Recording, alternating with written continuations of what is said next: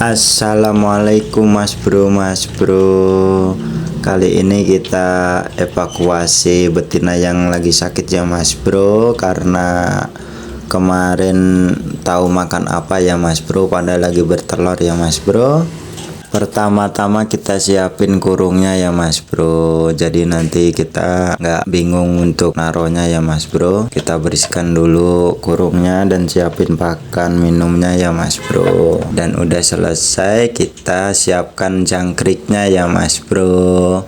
Jangkriknya kita kasih ya Mas Bro, 10 ekor aja ya Mas Bro. Kita ambilin kaki-kakinya karena posisi betinanya lagi sakit, jadi ya kita agak manjain sedikit ya Mas Bro, jadi biar dia nggak kelelekan ya Mas Bro. Karena kalau nggak kita evakuasi, betinanya nantinya akan malah bahaya ya Mas Bro, karena bisa menyebabkan kematian ya Mas Bro. Dan ini pun juga bisa menyebabkan kematian ya Mas Bro, tapi setidaknya kita kan udah berusaha ya Mas Bro untuk menyembuhkan betina ini ya Mas Bro.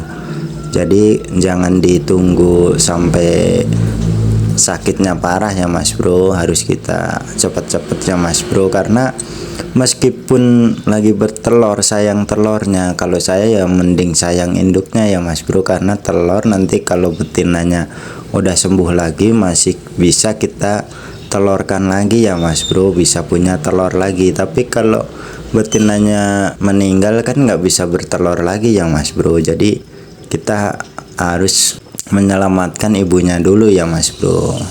Dan ini kita proses penangkapan ya Mas Bro, ini nggak sengaja langsung saya tangkap ya Mas Bro, padahal ya ini gampang nangkapnya karena posisi betinanya lemas ya Mas Bro.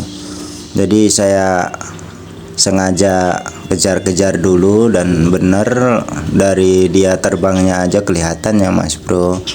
Nah kita cek ya Mas Bro, kendalanya di apa dia itu ya Mas Bro. Kalau dari telur harusnya ada ya Mas Bro, tapi nggak ada. Dan dadanya pun agak nyilet ya Mas Bro, tapi masih merah ya Mas Bro, masih aman ya. Dan perutnya pun masih banyak lemaknya ya Mas Bro. Dan kalau biasanya kalau berlemak ini diternakin juga telurnya ya song ya Mas Bro, jadi harus kita evakuasi dulu, kita sembuhkan dulu. Nanti kalau udah fit kita jodohkan lagi ya Mas Bro, kita ternak lagi ya Mas Bro. Semoga selamat ya Mas Bro. Bener nggak ada telurnya, ya udah kita masukin.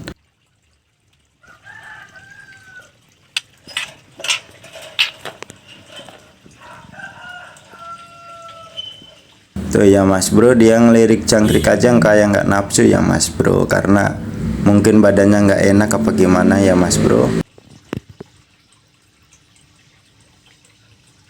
Kita jemur sebentar aja ya Mas Bro, berapa 5 menit aja ya Mas Bro. Kalau burung lagi muyung kayak gini jangan terlalu ekstrim ngejemurnya ya Mas Bro, cukup sekitar 5 menit aja sambil kita perhatiin.